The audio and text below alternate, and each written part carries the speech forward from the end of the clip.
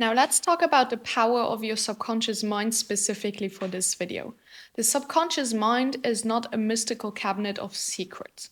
More so, it is the living sum of your brain's predictive machinery, memory systems, and autonomic response operating below conscious awareness to keep you efficient, safe, and consistent with who you believe that you are.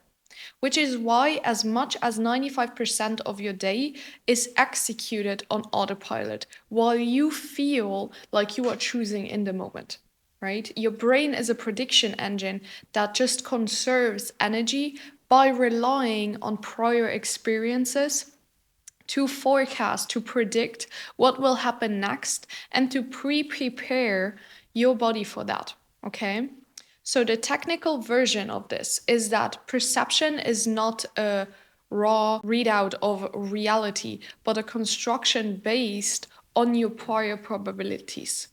And the construction is guided by everything you have repeated, rehearsed, and emotionally charged over the past years. So the world you see is simply filtered through the patterns that you have taught your own nervous system to expect.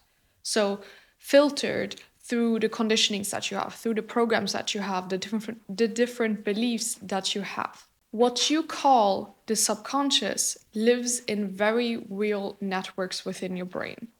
You have the basal ganglia that automate habits and routines. You have the limbic system, especially the amygdala and the hippocampus, that tag events with emotion and context so that your body knows what is safe, what is dangerous, how to feel, how to operate the next time something similar happens, right? Then you have the default mode network, which spins you in a narrative and identity when you're not engaged in a demanding task. You have the reticular activating system that decides what sensory data gets promoted to your conscious awareness and what gets ignored. So it's basically like you're in a GPS system for the brain to filter out what's important and what's not. Then you have the automatic nervous system that constantly adjusts your heart rate, your breath, your digestion, and your muscle tone to match the story your brain believes that you're in. Okay? All of these systems, they talk to each other at very high speed. And even just a scent or a tone of voice that resembles a past threat or a past danger can trigger your amygdala flag before your prefrontal cortex has formed a single sentence. And the flag then recruits your autonomic nervous system to tighten your jaw, to shallow your breath, to tighten your throat, to narrow your attention, and to just completely fog your brain. Okay, you just have tunnel vision, which then feels like, I just don't like this. I have to run away from this. I don't feel safe. Even though what you're experiencing is a learned survival program running accurately and automatically. Now, the engine that powers all of this is learning through repetition and emotional salience. Neurons that fire together wire together, which means every time you pair a thought with one of your physiological states and an action, you strengthen a pathway. So, dopamine does not reward you for good choices, but for what your brain predicts will move you closer to an expected outcome. So, for example, when you repeatedly relieve your anxiety by scrolling, withdrawing, distracting, procrastinating, all of these negative habits, then dopamine quietly labels those escapes as effective, so as good. And your basal ganglia will then cue them next time without asking permission. So it becomes an automation. So every time you're anxious, you resort to scrolling, withdrawing, procrastination, running away, distracting, all of the things that you taught yourself, right? And your body does that even though dopamine hits like these are very cheap. They're not actually good, right? So once you start changing your habits, it won't necessarily feel right at first. And that is because you're changing up the pattern that your subconscious mind is used to following, which creates prediction errors. And prediction errors specifically are the moments when outcomes just defy your expectations. So they just contradict your expectation, and they are how your system updates. If the unexpected carries high emotional charge, memory networks prioritize it. Your memory networks prioritize it, which is why, for example, one humiliating experience in school can program decades of public speaking terror, of public speaking scarcity, fear, or one deeply, healthily regulating conversation can dissolve a fear faster than months of surface level affirmations ever could. Because your subconscious mind is wired for familiarity, not possibility. It automatically equates what's familiar with what's safe, even if what is familiar is painful or limiting or self destructive or self sabotaging. The unknown, even when it holds expansion or change for you, which is a very positive thing, it feels uncertain, and your brain interprets uncertainty as danger then. That's not a weakness, it's just how your nervous system is designed to keep you alive by nature, right? Now, when something feels too unfamiliar, your autonomic nervous system shifts into survival mode, which can be either your sympathetic activation, where you go into fight or flight and you feel very anxious, you feel very restless and hypervigilant, or you go into a dorsal vagal shutdown where you completely disconnect and numb out or collapse. And this is also tied to something called state dependent learning, which means that your brain can only access the memories, the thoughts, and the skills that match the emotional state that you're currently in, that you're in right now. That's why you can fully understand a concept or a lesson when you're calm and grounded and regulated, but the moment you're triggered, the moment you're distracted, you forget everything you know and fall back into old reactive patterns. Your logical brain, which is your prefrontal cortex that I mentioned before, it literally shuts off. It literally goes offline in that moment when you're in fight or flight. I, for myself, noticed my brain going completely blank in high level stress situations, or when I was writing a paper at school that I didn't study enough for, when I wasn't prepared enough. Overall, when I'm not prepared enough for something, my brain tends to go blank. Okay? My memory just completely vanishes. And it was, for example, in the papers at school, as if I had never learned anything about that topic. And this reaction didn't change for me until I actively worked on regulating my nervous system so that when I am under stress, that I can bring myself back to baseline, that I can bring myself out of that tunnel vision and open up my perspective again. So until you train your nervous system to stay regulated under stress, whether that's through breath, through awareness of your internal sensations, your posture, or co-regulation with safe people, your subconscious patterns will always, always, always override your conscious intentions.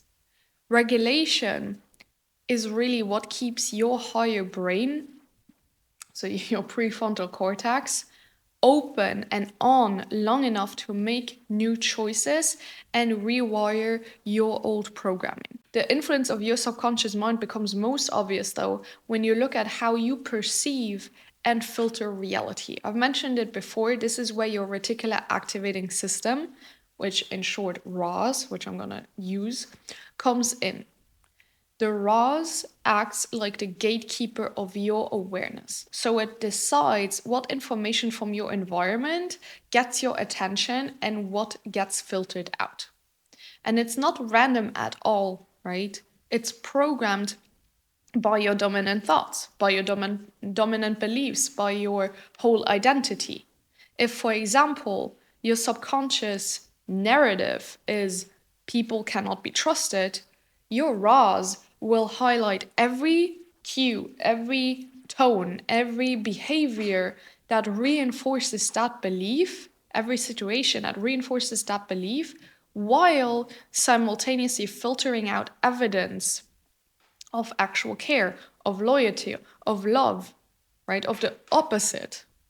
And over time, this creates a feedback loop where your brain only presents you with an information that confirms what you already believe, making your perception feel like your objective truth and facts when it's actually just a projection of your conditioning. Right? So it's not actually true. You only keep seeing what you want to see. So while you think you're being objective and non-toxic and actually very open, you're purely operating based on the confirmation bias. No matter what I tell you, your brain is going to filter everything out that doesn't align with what you believe. So I cannot win. This mechanism is also why identity becomes the master key in transformation, and why that is one of my main aspects of teaching. Your default mode network, which I call DMN, which governs your sense of self and internal narrative, constantly works to keep your behaviors, choices, and even body language consistent with who you believe that you are. The brain values internal consistency over accuracy because consistency to the brain equals safety. So if your internal identity, if who you are says, I'm someone who struggles, I'm not enough, I'm not loved, all of these limiting beliefs, your subconscious and your body will unconsciously, so without you knowing, without you realizing, act in ways that make that story true. Again, your external follows based on what's happening on the internal. Who you believe yourself to be is not just a metaphor. It's literal neurological instruction that you're giving yourself, that you trained yourself to believe. Your brain is very predictive, meaning that it constantly, at any given moment, anticipates and constructs your future based on the identity that you're embodying right now. Who are you right now? That is going to be your future. Let that sink in. That identity becomes the code your body executes, shaping your posture, shaping your tone, your emotional responses, and ultimately your entire reality. No matter if that's in life, love, friendship, business, faith, family dynamics, wherever. So you see that your body,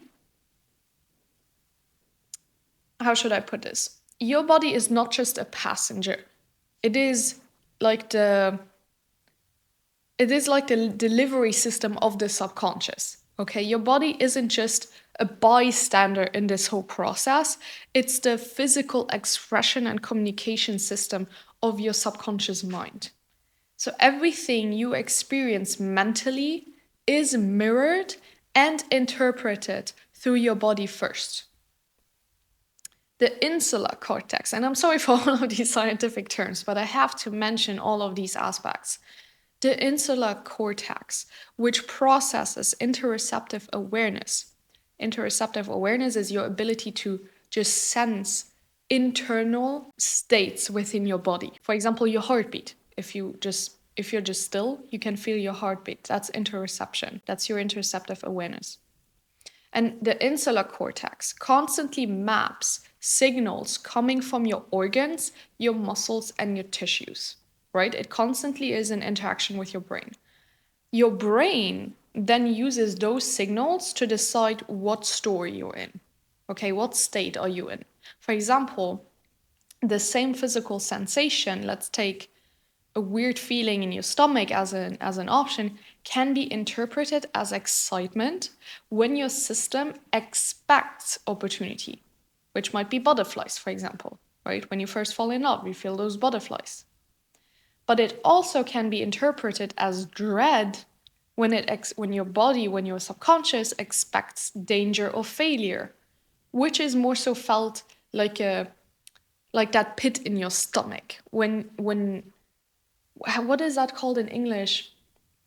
When your feeling just drops into your stomach, right? That negative feeling that you feel. And it's not the sensation itself that defines the experience then, but the context and the conditioning your brain associates it with, right? So they can be the same feeling, but depending on what your subconscious expects, it's either positive or negative, interpreted as positive or negative. And this is why working with the body is so essential to rewiring the mind, right? When you intentionally create new and safe experiences around your sensations that once felt threatening, you basically reteach your brain how to interpret them differently.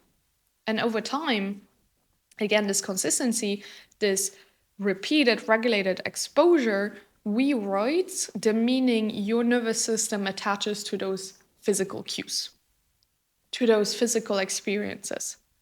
Your body also communicates upward to the brain through somatic markers in that case. So your posture, your facial expressions, your breathing patterns, and your muscle tension, they all send signals about safety or threat. And these physical cues, they directly influence your emotional state and cognitive clarity. Your clarity.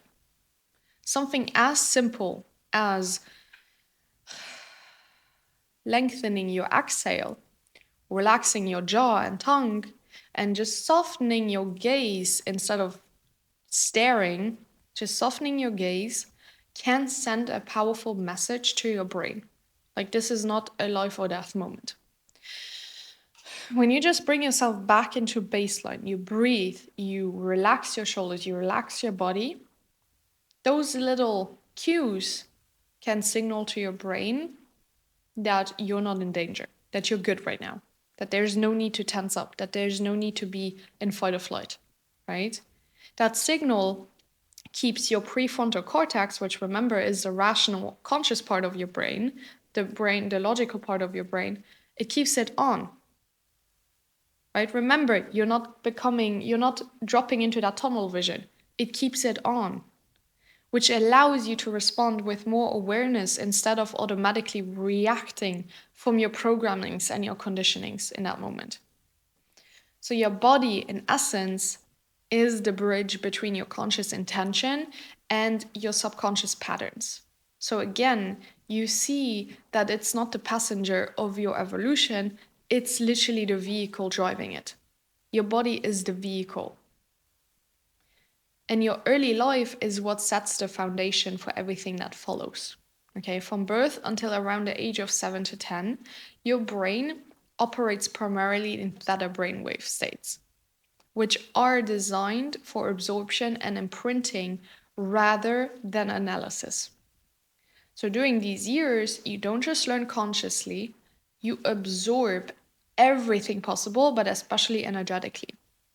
You internalize not only what was said and done, but also the emotional atmosphere of your environment. You can feel it. Even if people think you can't, you can as a child. You can feel how love was expressed or withheld, how love was shown to you, how success and failure were treated, how people reacted to success and failure, how safety was handled during conflict, how your security was handled during a conflict, how topics like money and vulnerability and sex and intimacy and all the things were approached. All of this becomes the unconscious template your predictive brain later uses to interpret your experiences. So even if you think that just because you logically didn't understand what was going on with all of these topics as a child, doesn't mean that you didn't understand them on an energetic and emotional level, right? Your body saved it, your brain saved that in the subconscious mind. It imprinted in the subconscious mind. This is why we need inner child work. This is why we need shadow work. This is why we need energy work, healing work, to change all of those beliefs and conditionings and programmings that were never in our control. That is your responsibility as a grown-up. Your attachment style and capacity for co-regulation are formed in this period when you're young like that too. So your nervous system learns whether connection feels safe and soothing or unpredictable and threatening, right? Through mirror neurons, you also attune to the emotional states of your parents, literally learning how to feel by watching how they felt. And that is on generational patterns. Over time, the ways your family handled stress and emotion, whether that was through avoidance, over control, anger, suppression, or whether they handled it well, it becomes your automatic coping strategy. And these patterns eventually disguise themselves as just who you are, right? That's just who you are. But in truth, they are just completely conditioned responses and not your authentic personality. And your goal needs to be to recondition yourself into healthy patterns that are actually sustainable for you long term. Harnessing the power of the subconscious, therefore, has nothing to do with bypassing biology and everything to do with working with it. Okay, you don't need to know all of these biological and scientific terms. My point of this video is just to make you understand the workings, the internal workings of your brain and your body behind healing and embodiment and identity shift work and manifestation. To show you what power your subconscious actually holds. When you expose yourself repeatedly and in regulated doses to the behaviors and environments that match the identity you choose that you want to be, your prediction machinery, meaning your brain, starts to treat that pattern as the new default. So it's nothing new anymore. And then when you pair those behaviors with emotions of safety, of pride, of joy, of gratitude, of groundedness, of relief, of happiness, excitement, these dopamine hits mark the new route as rewarding, right? It's a rewarding behavior. It's a rewarding habit. Let's continue doing it. So basically what happens is when you design cues in your environment, for example, visual anchors, something that you keep seeing, routines tied to a certain time and place. For example, you get up, you drink a sip of water. You get up, you go and brush your teeth. Then you take a shower. Then you put on lotion. Then you get dressed, right? Those are routines tied to a certain time and place. When you do all of these, you lower the metabolic cost of the new behaviors so that your brain can automate them easily. In this case, again, I mentioned the basal ganglia can automate them easily. They're responsible to that network is responsible to do that. These behaviors then become your new habits, your new identity. In simple words, if you just are consistent with new behaviors, new habits, new hobbies, if you cue them also with a positively charged emotion, like I just mentioned, happiness, gratitude, excitement, surprise, joy, relief, groundedness, then these become your new habits, your new identity. That's as simple as it is. Another thing is when you sleep deeply, especially with consistent schedules, you allow your hippocampus, which is another part of your brain, to consolidate these updated maps into long-term storage. And when you speak to yourself using language that describes action and identity rather than wishful thinking, so when you become a doer instead of just a talker, your default mode network, remember the DMN, it reshapes your narrative to fit the evidence you are generating. Again, confirmation bias. You change your confirmation bias for positive. So you can see how all of these habits shape your identity, whether you hold onto the old one or you create a new one. All of these systems are so important in creating your reality. The reason this is so decisive is that once a pattern crosses from conscious effort into subconscious automation, your cost of maintaining it drops dramatically and the reliability of your execution rises.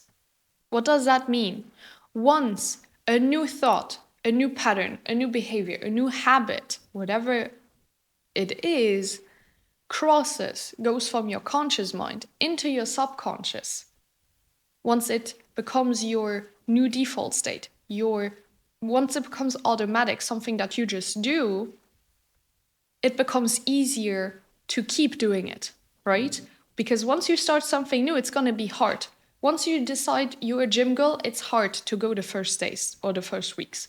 But once you've done it so many times, so repetitively, it becomes your second nature. After a few months of going to the gym, you're just someone who goes to the gym. It's easy to you. It takes less energy to do it, right? Meaning the reliability of your execution rises, meaning that the self-trust within you, the trust within yourself of actually doing the thing rises.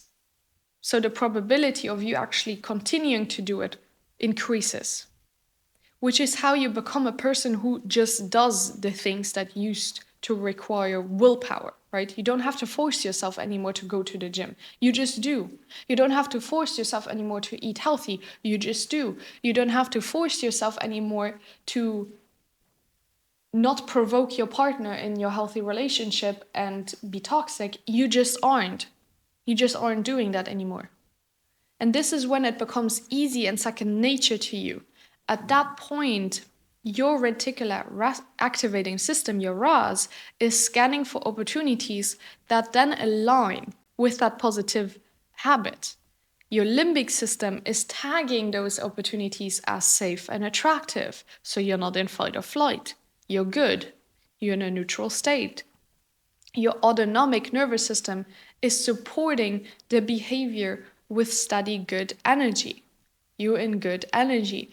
And your prefrontal cortex is freed to handle the genuinely new rather than babysitting the old basics. You finally have installed it.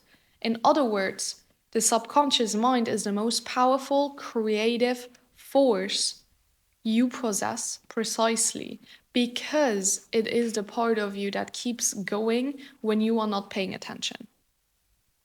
Train it with repetition plus emotion, regulate it so it can update under stress, feed it evidence that matches the identity you are choosing, and it will do what it has always done. Run your life with ruthless efficiency. Only now it will be running the life that you meant to build, that you actually want. So stop operating from the old autopilot and start choosing a new autopilot.